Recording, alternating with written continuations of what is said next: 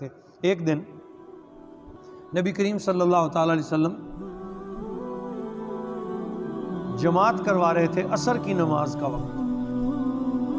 عین نماز میں حضور مصلی چھوڑ کے آگے محراب میں تشریف لے گئے، اور محراب میں جا کر حضور نے یوں کر کے ہاتھ اوپر بڑھایا جیسے کوئی چیز پکڑنے لگے ہو، پھر نیچے کر لیا، پھر واپس مصلی پہ پیچھے آئے اور نماز مکمل کر لی۔ اب یہ نماز میں ایک نیا عمل تھا جو آج سے پہلے کبھی رسول اللہ نے نہیں کیا تھا۔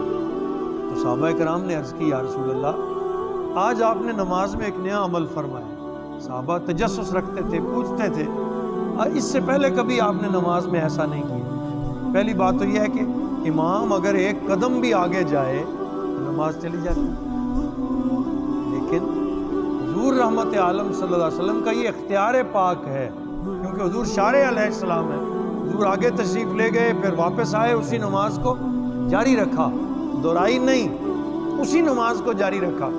یہ اختیار مصطفیٰ ہے صلی اللہ علیہ وسلم۔ صحابہ نے عرض کی، یا رسول اللہ، آج آپ نے ایک نیا عمل کیا، پہلے آپ کبھی ایسا نہیں فرمایا کرتے تھے، آپ آگے تشریف لے گئے، آپ نے یوں کر کے ہاتھ بلند، وجہ کیا تھی؟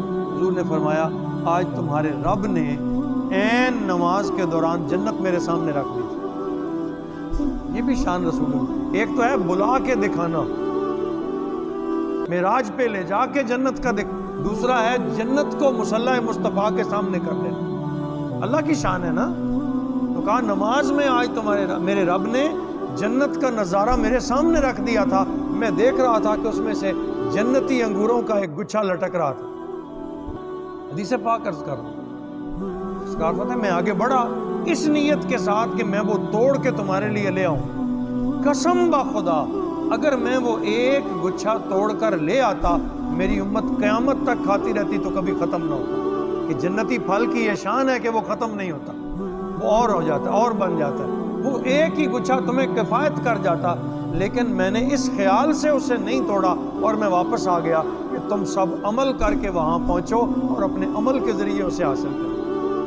پیغام بھی دے دیا، تربیت بھی فرما دی کہ وہ ہے تو بڑی لذت کی چیز، لیکن وہ تمہیں تمہارے عمل سے ملے گی۔ تو میں نے اس نیت سے چھوڑ دیا کہ تم اچھے اعمال کرو، تو جنت حضور کے قدموں میں رکھی ہوئی۔ پھر اگلی اور آخری یہی ختم کر لیتے ہیں، یہ بڑا پیارا چیپٹر ہے۔ ایک ہے جنت لے جا کے دکھانا، ایک ہے جنت کو مصلی پہ سامنے کر دینا، اور تیسرا ہے حضور کے قدموں کو جنت بنا دینا۔ آج بھی جس جگہ سرکار آرام فرما ہے، حضرت ابوبکر صدیق آرام فرما ہے، سیدنا عمر فاروق آرام فرما ہے، حضور علیہ السلام کا روضہ اقدس، حضور کا حجرہ پاک، اس سے لے کر حضور نے فرمایا ما بین منبری و بیتی روضۃ من ریاض الجنہ، لوگوں یہ جو میرے گھر اور منبر کے درمیان کی جگہ ہے، یہ جنت کی کیاریوں میں سے ایک کیاری ہے۔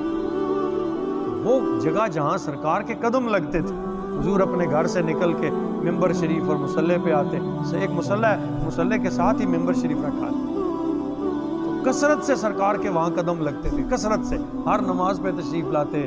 ویسے صحابہ کے لیے گھر سے نکل کے منبر پہ تشریف فرما ہوتے، تو جس جگہ حضور کے قدم کثرت سے لگے، اللہ نے اس جگہ کو ہی جنت بنا دی۔ آج بالاتفاق اس میں کسی کا کوئی اختلاف نہیں ہے کہ جس شخص نے وہاں جا کے 2 نفل پڑھ لیے، وہ یقین رکھے کہ اس نے اللہ کی جنت میں 2 نفل پڑھے۔ اس جگہ پہ سبز قالین ہے، جو لے گئے ہیں وہ جانتے ہیں، قالین ہی مختلف ڈالا گیا ہے، پوری نشاندہی ترکوں نے اپنے دور سے کی۔ یہ وہ جگہ ہے جو جنت کا ٹکڑا ہے۔ تو حضور چاہیں تو حضور کو جنت آسمانوں پہ بلا کے دکھائی جائے، حضور چاہیں تو اللہ تعالیٰ مصلی پہ کھڑے کھڑے جنت کو سامنے رکھ دے، اور جب رب کریم چاہے تو حضور کے جہاں قدم لگیں اسے جنت بنا۔